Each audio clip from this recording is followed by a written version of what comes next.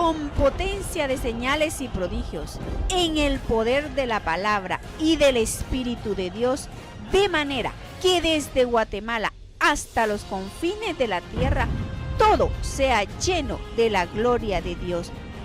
Este es su programa Mujer Idónea. Bienvenidos. Te bendecimos, Señor, porque eres grande, poderoso. Sabemos que no hay Dios como tú.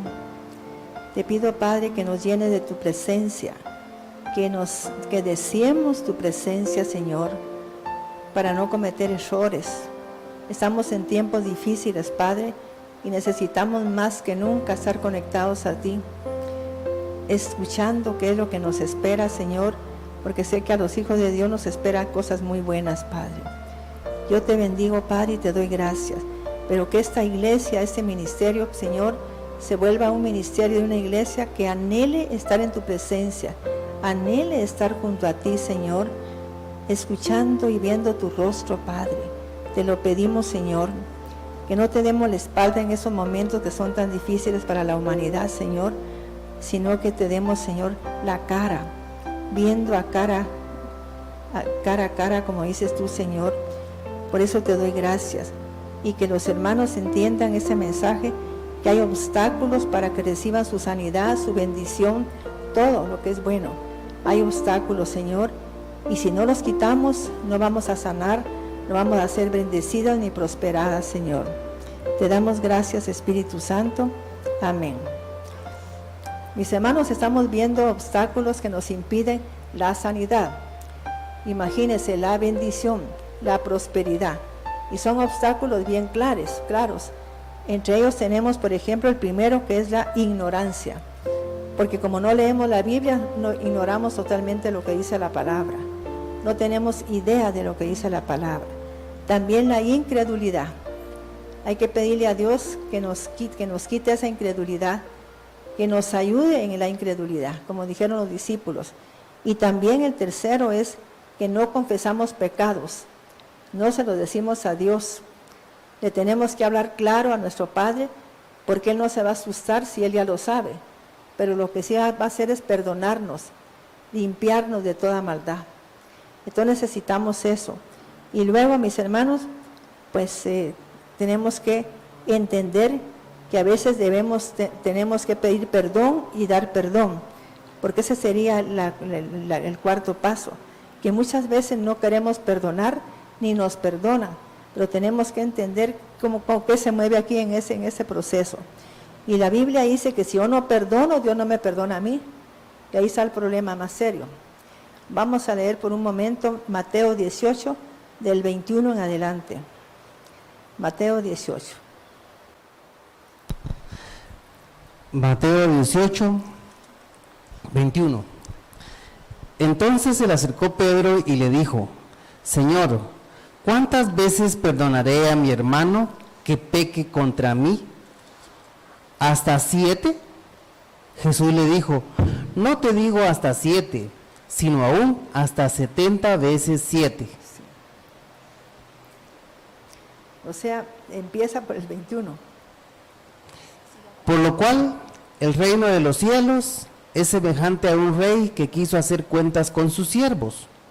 Y comenzando a hacer cuentas, le fue presentado uno que le debía 10,000 talentos.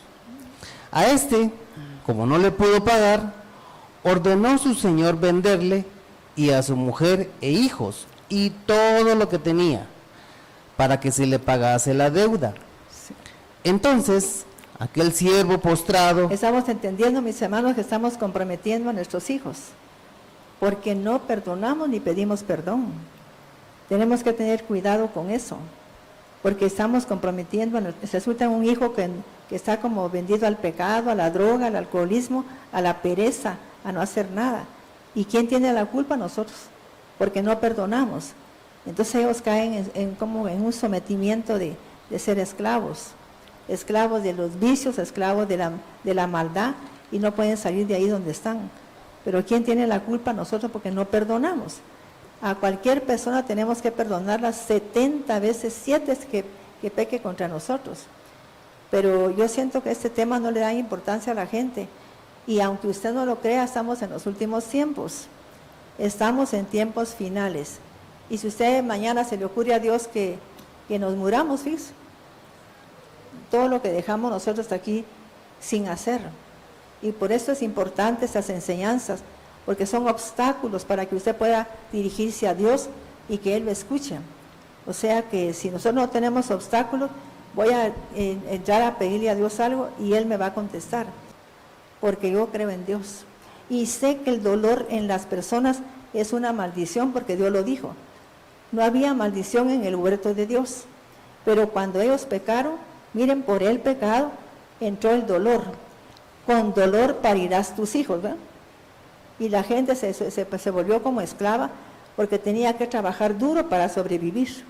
Esa es una maldición, que la gente sea tan trabajólica, que es trabajo y trabajo y trabajo, trabajo. Eso no es bueno, porque es una esclavitud. Es una esclavitud, fíjense, por el pecado que estamos cometiendo. Entonces la gente tiene que entender que estamos en tiempos difíciles. Supóngase que entraran muchas cosas que están pasando ahorita. La tierra se está secando, mis hermanos. Sin razón se está secando. Y si sigue la tierra así, va a haber un momento en que no va a haber ni qué comer. Y eso lo están diciendo a nivel mundial, que no va a haber ni qué comer. Y la gente todavía pegada al dinero. Entonces tenemos que aprender desde ese momento a pensar en que nosotros tenemos que quitarnos esto, para que si le pedimos a Dios que no suceda eso, nos oiga. Necesitamos estar limpios, ¿verdad? Y sin esos problemas, porque si oramos y no pasa nada, es porque no estamos en la gracia de Dios. Estamos en pecado. Y quizá usted me diga que a usted no le han hecho lo que a mí me hicieron. Pues a mí me han hecho cosas peores tal vez, pero siempre perdoné, siempre. Y por eso es que no padezco de dolores. Yo lo tengo comprobado. Entonces vamos a ver aquí, mis hermanos, vamos a seguir, Juan Antonio, disculpa. Mateo 18:24. Sí. Y comenzando a hacer cuentas, le fue presentado uno que le debía 10,000 talentos. A este, como no pudo pagar, ordenó su señor venderle y a su mujer e hijos, y todo lo que tenía, para que se le pagase la deuda. Entonces, todo lo que tenía. Hay gente que ha perdido todas sus posiciones, todo, y no entiende que fue por falta de perdón. Que de repente entra un ladrón a mi casa, pues espiritual, y empiezan los hijos a ser drogadictos, borrachos o algo así. Nos quita todo, porque nuestros hijos están ahí en ese momento en esclavitud. Y no entendemos, fíjense, no entendemos la magnitud de lo que se está predicando. Y les repito, estamos en tiempos finales. Eso sí, cualquier pastor lo dice a nivel de todo el mundo, que estamos en tiempos finales. Fíjese que se pronostica que hay unos países que van a desaparecer con eso de que se está secando toda la tierra. Aparecen plantaciones totalmente secas que no producen nada. Y si traen, por ejemplo, de otros países cosas aquí para producir, no producen, porque el suelo está en maldición. ¿Por qué? Porque es solo trabajo y solo trabajo. ¿Me estoy explicando? Entonces las cosas se secan. Y estamos viendo todo eso y no nos arrodillamos para pedirle a Dios que tenga misericordia de Guatemala y de nosotros. Entonces vamos a terminar de leer esto. Entonces aquel siervo postrado le suplicaba diciendo: Señor, ten paciencia conmigo y yo te lo pagaré todo. El señor de aquel siervo, movido a misericordia, le soltó y le perdonó la deuda. Pero saliendo aquel siervo, halló a uno de sus consiervos que le debía 100 denarios, y haciendo de él, le ahogaba diciendo: págame lo que me debes. Dice, pues quiero que Juan Antonio regrese. ¿Cuánto debía el primero? ¿Ah? Millones. Y ese solo debía 100 denarios. El trabajo de un mes o de un día. Imagínense qué gente tan necia de no entender que quizá porque yo no perdono una pequeña deuda de alguna persona que me hizo algo, y Dios ya me perdonó todo. Entonces, ¿qué hace Dios? Me esclaviza para que yo pague hasta el último centavo, por no querer perdonar. Ahí es donde viene la esclavitud, por el pecado. Y la gente anda ahí, es que como mi papá no me reconoció, es que mi papá aquí, es que mi mamá por allá, y ya debería de de haber perdonado rápido. Debería de haberse puesto a cuentas con ellos para que estemos libres, para que Dios nos escuche en nuestras peticiones. Y esos son los que se oponen a la respuesta de Dios. Sigamos leyendo. Entonces su consiervo, postrándose a sus pies, le rogaba diciendo: ten paciencia conmigo, y yo te lo pagaré todo. Mas él no quiso, sino fue y le echó en la cárcel hasta que pagase la deuda. Sí. Viendo sus consiervos lo que pasaba, se entristecieron mucho y le fueron a referir esto a su señor de todo lo que había pasado. Sí. Entonces, llamándole su señor, le dijo: siervo malvado, toda aquella deuda te perdoné porque me rogaste. ¿No debías tú también tener misericordia de tu consiervo, como yo tuve misericordia de ti? Entonces su señor, enojado, le entregó a los verdugos hasta que pagase todo lo que le debía. Así también mi Padre Celestial hará con vosotros, si no perdonáis de todo corazón cada uno a su hermano sus ofensas. ¿Cómo se perdona? De todo corazón. ¿Y qué son verdugos? Imagínense un verdugo. Es aquel que agarra, quizá una persona se enferma, pero le agarra latigazos y le empieza a doler esa enfermedad. Pero da gritos del dolor. ¿Mire? ¿Por qué? Porque estamos en juicio. Si yo no estoy en juicio, no me tiene por qué doler nada, que yo estoy haciendo esto, pero lo estoy practicando. Yo soy la primera que voy con el Señor. Me recuerdo de toda la gente que he conocido, con quién tengo todavía alguna situación así, pues no encontré, ¿verdad? Pero sí recordé personas que me hicieron daño y procedí a perdonar de corazón y a pedirles perdón porque quizá yo las provoqué. O sea que tenemos que hacer un trabajo espiritual, mis hermanos, porque esta palabra de Dios es la verdad. Aquí está la verdad, mire. Ese es el libro de la ley. Y aquí hay leyes espirituales que no van a dejar de cumplirse. Siempre se van a cumplir. Y si aquí dice que el Señor, cuando la gente empezó a padecer de dolor, la mujer especialmente, fue por el pecado. Si la gente le pide perdón a Dios, no le dolería tanto tener un hijo. Sería rápido y sin tanto dolor. Pero ¿por qué tenemos dolor? Porque hay una maldición ahí, ¿verdad? Y si la gente le cuesta mucho trabajar, le cuesta mucho, no se gana la plata así fácilmente, es porque está bajo maldición. Porque si no, todo le saldría bien, todo. Y hasta si no viene aquí, si viene aquí porque, y ese día no vende, Dios le daría al día siguiente todas las ventas que necesita para llegar a lo que ella quiere. Pero sí tenemos que aprender a que es importante quitar estos obstáculos. Y vamos a leer allí Mateo 6, del 12 al 14. Mateo 6, del 12 al 14.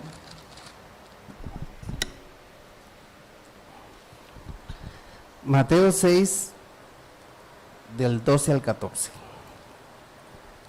Y perdonaos nuestras deudas, como también nosotros perdonamos a nuestros deudores. Y no nos metas en tentación, mas líbranos del mal. Sí. Porque tuyo es el reino y el poder y la gloria por todos los siglos. Amén. Amén. Vamos a leer también aquí, mis hermanos, Proverbios 17:9. Proverbios 17:9.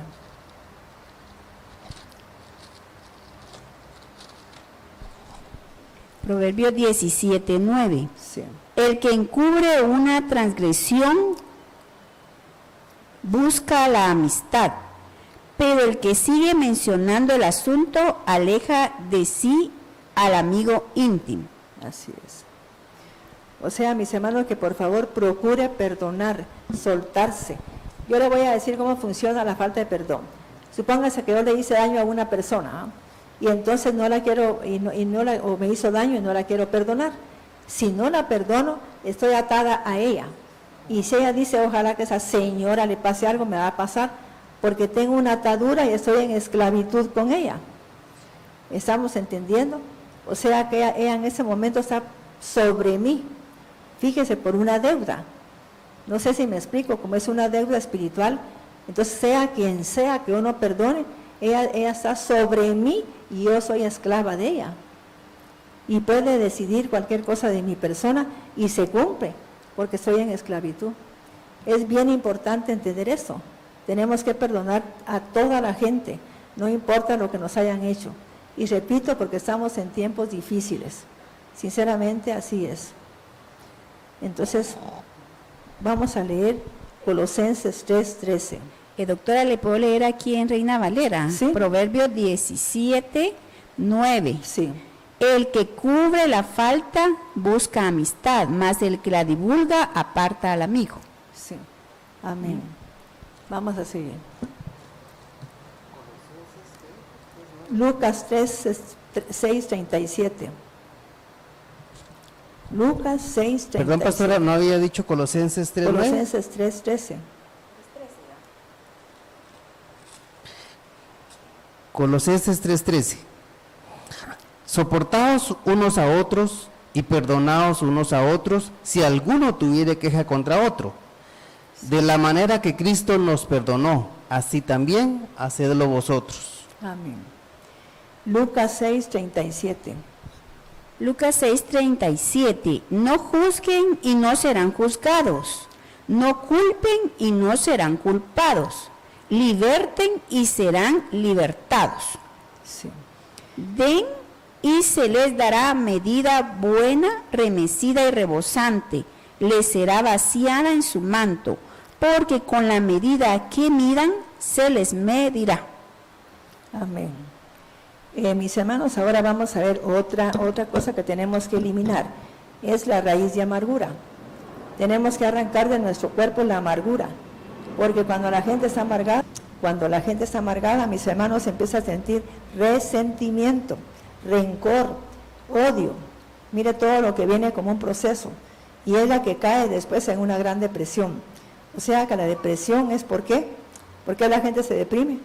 Porque no ha perdonado, porque no pide perdón. O sea que no ha sido perdonada ni ella perdona. Entonces tiene un problema ahí, muy serio. Y la gente empieza a tener resentimiento, a sentirse muy mal, a resentir. Y luego de resentimiento quiere decir que vive resintiendo siempre. Ay, es que no me olvido de cómo me pegó mi tía, cómo me pegó mi abuela, cómo me trató mi marido. Porque tenemos resentimiento, ¿eh? ¿Estamos ya? Resentimiento. Y o sea que tenemos que romper con esa raíz de amargura. Vamos a ver qué nos dice Hebreos 12:15 con respecto a la raíz de amargura. Hebreos 12:15.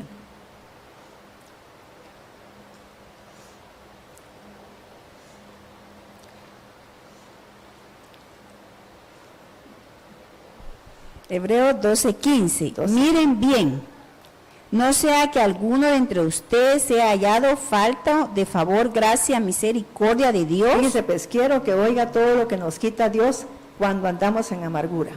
¿Y cuánta gente cree usted que vive en amargura en todo el mundo? A ver, un número que me diga. Un 99.9% de la gente vive amargada por cualquier cosa. A veces la gente se amarga hasta porque la mamá no le dejó una casa si no tenemos obligación. Si yo trabajé algo, yo puedo hacer con ese algo lo que yo quiera. No porque no tengo obligación de dejárselo a mis hijas, ¿ya ven? Porque es mío, pero hay gente que, y esa vieja no me dejó nada, que no sé qué. No es obligación, porque fue trabajo de mis padres. Ellos pueden quedarse con lo que se les dé la gana, porque es de ellos, ¿verdad? Ellos lo trabajaron. Pero la gente se llena de resentimiento hacia una madre o un padre porque no le dejó cosas y quizá la madre ya murió. Y mis hermanos, si nosotros somos así, nos va a cortar Dios la bendición. ¿Estamos entendiendo esto? Fíjese, oiga pues despacio, Mirna, Hebreos 12:15, todo lo que nos quita Dios. Amén. Hebreos 12:15. Miren bien, no sea que alguno de entre ustedes sea hallado falta de la yesed de Yahvé, que es el favor, la gracia, la benevolencia, misericordia. Sí. O que brotando alguna raíz de amargura les haga daño, y por ella muchos sean contaminados. O sea que ¿qué hace la amargura? Contamina. Es como que si la gente anda conmigo, estoy bien amargada, va a empezar ella con amargura porque la contaminé, mire. fíjese que la amargura está dirigida por un espíritu inmundo que se llama demonios, y se empiezan allá a meterse ideas a la gente. Mira, es que tu mamá tal cosa, como fue de bárbara, que no sé qué, y no es la voz de Dios, sino que la voz del diablo. Y tenemos que saber escuchar la voz de Dios, no del diablo. Pero es la raíz de la amargura la que tenemos que quitar en ese momento. Vamos a leer algo que yo siempre he leído, que primera es Samuel 1, del 3 al 9, y después al 20. Primera es Samuel 1, porque esa es la forma correcta de quitarse la amargura, esta. Estamos hablando de la mamá de Samuel. Dice que esa señora quería tener un hijo, pero Dios había ya pensado que le iba a dar a ella un hijo profeta. Imagínense que va a poner en mi vientre Dios un hijo profeta, pero si mi vientre está todo amargado, no puede darme ese hijo, no lo puede hacer. ¿Por qué? Porque van a ser todo amargado también, pueden nacer hasta con diabetes. Hay niños que nacen con diabetes. ¿Y por qué? O si no, nacen con leucemia, porque ya tienen amargada la vida. O sea que se amargaron la vida y así tuvieron a ese bebé. Entonces el niño ya puede nacer diabético. Hay niños que ya nacen borrachos, fíjense, que se mueren, pues dicen, ay, se murió del mal de cuna. No, se murió porque no tenía licor, porque la mamá tomaba cuando lo estaba esperando. Entonces a él le pasaba sus traguitos, ¿verdad?, de licor, y cuando nace el niño tiene necesidad de licor, porque eso fue lo que tomó en el vientre de su mamá, y empieza a tener problemas y se muere. Es que el nene se murió de repente. No se murió de repente, se murió por estado de coma. Dice que tremendo. ¿Ustedes sabían eso? ¿Ya ven? Es bien delicado tomar licor cuando se está esperando un bebé, porque si no después padecen los hijos de unos grandes dolores de cabeza. Es delicado lo que estoy diciendo. Primera de Samuel 1, 3, 9. Primera de Samuel 1. Hubo un varón de Romataim, de Sofim, del monte de Efraín, que se llamaba Elcana, hijo de Jeroam, hijo de Eliú, hijo de Tou, hijo de Suf. Y tenía él 2 mujeres, el nombre de una era Ana, y el de la otra Penina. Y Penina tenía hijos, mas Ana no los tenía. Y todos los años aquel varón subía a su ciudad para adorar y para ofrecer sacrificios a Dios de los ejércitos, donde estaban los 2 hijos de Elí, Ofni y Fines, sacerdotes de Dios. Y cuando llegaba el día de que Elcana ofrecía sacrificio, daba a Penina su mujer, a todos sus hijos y a todas sus hijas, a cada uno su parte. Pero a Ana daba una parte escogida, porque amaba a Ana, aunque Dios no le había concedido tener hijos. Y su rival la irritaba, enojándola y entristeciéndola, porque Dios no le había concedido tener hijos. Así hacía cada año. Cuando subía a la casa de Dios, la irritaba así, por lo cual Ana lloraba y no comía. Y Elcana, su marido, le dijo: Ana, ¿por qué lloras? ¿Por qué no comes? ¿Y por qué está afligido tu corazón? ¿No te soy yo mejor que 10 hijos? Y se levantó Ana después de que hubo comido y bebido en Silo, y mientras el sacerdote Elí estaba sentado en una silla junto a un pilar del templo de Dios, ella con amargura de alma oró a Dios. Y lloró a Ana, mis hermanos, amargura de alma, fíjese, y eso estaba impidiendo que tuviera un hijo. No le podía Dios hacer ese milagro. Mis hermanos, yo he visto gente que ora y ora para tener un hijo y no se los da a Dios. Y quizá por una oración de alguien o una letra que le pongan, va a tener un hijo. Pero esos niños, si la persona no dio una ofrenda, van a ser con problemas, van a ser hiperactivos y todo eso, o van a padecer de mucha energía. O sea, la gente que es hiperactiva tiene mucha energía en su cuerpo. Son aquellos que tocan un vidrio y sienten que como que se van a electrizar, ¿ves? Es gente que tiene una sobrecarga de energía y se pone como eléctrica. Entonces lo que tenemos que hacer es una terapia tan simple para quitarle la energía que sobra. Es tan fácil, pero la gente como no sabe, anda ahí toda así como María, ¿verdad? Y tenemos que aprender a quitarnos esa hiperactividad. con potencia de señales y prodigios, en el poder de la palabra y del Espíritu de Dios, de manera que desde Guatemala hasta los confines de la tierra, todo sea lleno de la gloria de Dios. Este fue su programa Mujer Idónea. Gracias por sintonizarnos. Lo esperamos en el próximo programa con doctora Maite de Cuevas.